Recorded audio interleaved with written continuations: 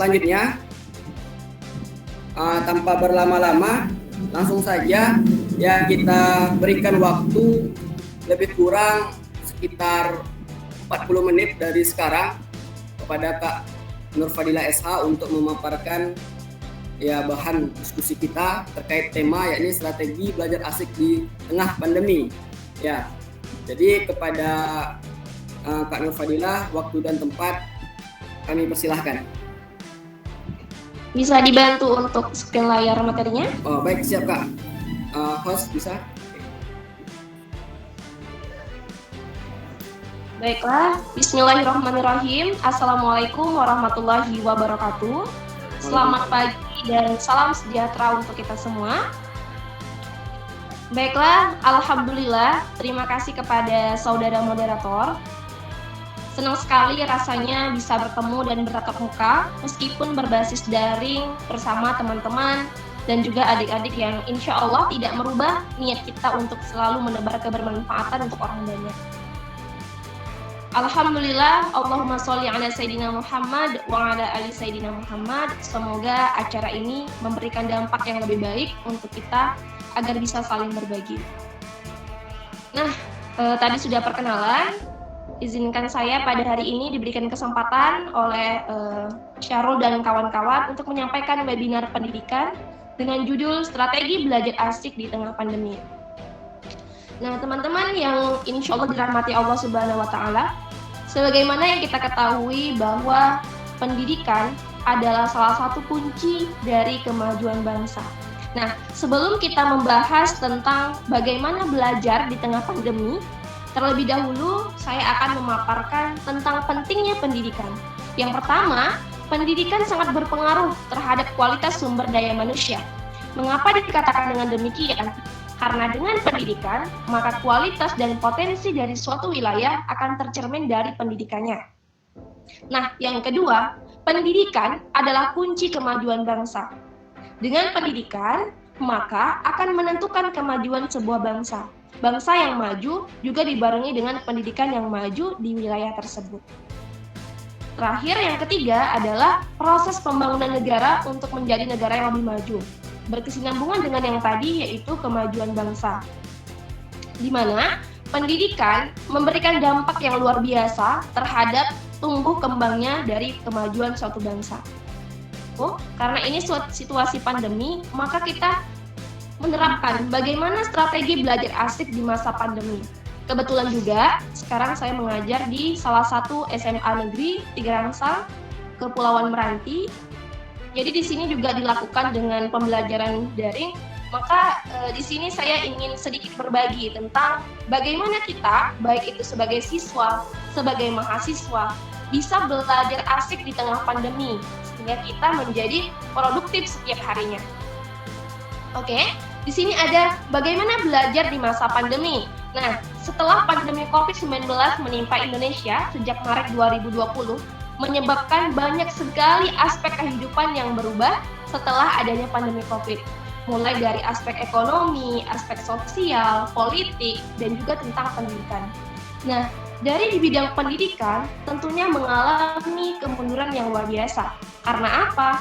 Ketika pembelajaran secara daring diterapkan, maka akan mengalami beberapa kejenuhan untuk mahasiswa maupun siswa yang belajar. Lalu, semenjak pandemi COVID, pembelajaran dilakukan secara daring berdasarkan Surat Edaran Nomor 15 Tahun 2020 tentang pedoman penyelenggaraan belajar dari rumah. Nah, bagaimana mungkin kita yang terbiasa untuk belajar normal, bertatap muka, kemudian diterapkan pembelajaran daring? Tentu sangat menjenuhkan. Saya sendiri ketika semester 5 itu sudah masuk pembelajaran daring. Memang terasa sangat berbeda dengan pembelajaran ketika berbasis luring. Nah, untuk menyikapi bagaimana kita harus belajar di masa pandemi, siap tidak siap, mau tidak mau, namun inilah yang harus kita jalani sebagai seorang anak didik, di mana kita walaupun dengan segala keterbatasan yang ada, kita harus tetap belajar di masa pandemi karena sistem pembelajaran harus tetap dilaksanakan. Oke, lanjut. Kemudian kita melihat bahwasanya banyak sekali keluhan-keluhan dari masyarakat tentang bagaimana bisa membuat anak-anak semangat belajar, karena orang tua banyak yang mengeluhkan anak menjadi malas, kemudian juga tidak ada minat belajar, kemudian banyak yang tidak bisa menerapkan pembelajaran di rumah. Nah, untuk itu, di sini saya coba merangkum beberapa kendala belajar di masa pandemi yang saya rasakan di daerah ini sendiri. Yang pertama adalah kendala belajar di masa pandemi. Yang pertama, susahnya akses internet. Jika kita berbicara tentang belajar di masa online, tentunya yang akan menjadi pertanyaan, bagaimana akses internet? Karena semuanya harus berbasis internet. Lalu, yang terjadi di masyarakat daerah adalah susahnya akses internet, sehingga pembelajaran daring tidak bisa berjalan efektif. Nah, seperti di daerah sini, di Tanjung Kedabu, Kepulauan Meranti, akses internet, saya masih teringat jelas ketika di semester 5 sampai semester 6 akhir kuliah, saya harus setiap harinya mencari jaringan ke perbatasan desa dan belajar di sebuah gereja yang ada di desa ini. Karena apa? Karena hanya di gereja itu yang ada jaringan internet yang normal. Sedangkan kalau misalnya di rumah dan juga di beberapa tempat, hanya jaringannya adalah 3G. Jadi tidak memungkinkan untuk melakukan Zoom, kemudian untuk melakukan kuliah online, memang tidak memungkinkan. Dan akhirnya apa? Akhirnya saya mencari jaringan untuk bisa kuliah dengan membawa bekal pagi hari, kemudian pulangnya sampai sore, hanya untuk bisa mengikuti pembelajaran secara daring. Dibilang tidak siap, ya memang harus siap. Karena memang begitulah kondisinya. Akhirnya, sampai-sampai saya dikatakan sama dosen, kamu yakin memang di gereja mengerjakan tugas-tugasnya? Lalu saya kirimkan fotonya, ya Pak, saya memang di gereja mengerjakan tugas, karena memang hanya di sini jaringan yang memadai.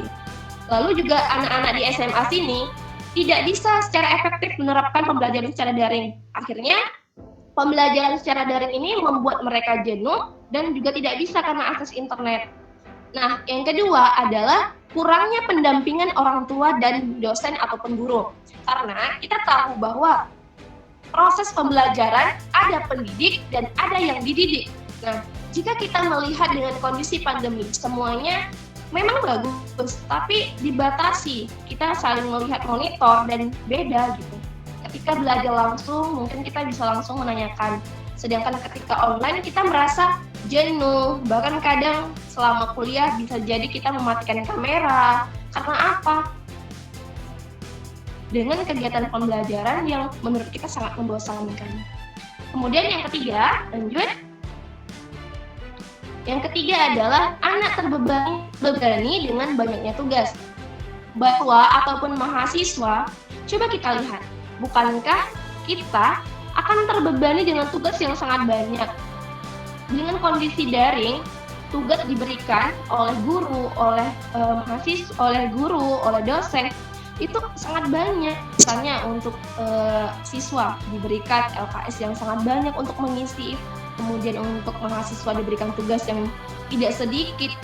Itu menyebabkan semangat belajar anak itu menurun. Karena dalam sebuah jurnal pendidikan mengatakan bahwa motivasi terbesar dalam pembelajaran adalah dari pendampingan orang tua dan juga guru di sekolah maupun dosen. Apabila kita tidak mendapatkan ini, nah tentu saja akan membebani siswa ataupun mahasiswa dalam proses pembelajaran. Lanjut. Kemudian, susahnya memahami pembelajaran. Coba kita bayangkan dengan pembelajaran jarak jauh yang seperti ini, terutama untuk anak-anak di SMA atau anak-anak sekolah. Itu kita melihat bagaimana belajar matematika, kemudian belajar IPA, belum lagi belajar fisika, kimia.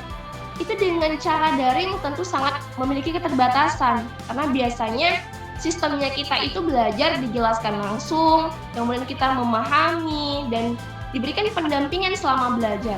Nah, dengan adanya pembelajaran daring menyebabkan susahnya memahami pembelajaran karena pendampingan yang diberikan oleh guru juga terbatas begitu.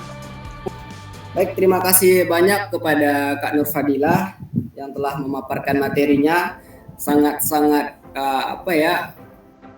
masuk kepada kita gitu kan. Mudah-mudahan apa yang disampaikan tadi itu dapat kita implementasikan dalam kehidupan kita sehari-hari selama belajar dengan metode daring ini. Karena memang apa yang disampaikan Kak Fadilah tadi, kita di masa pandemi ini dituntut harus mandiri dan memang bersungguh-sungguh gitu.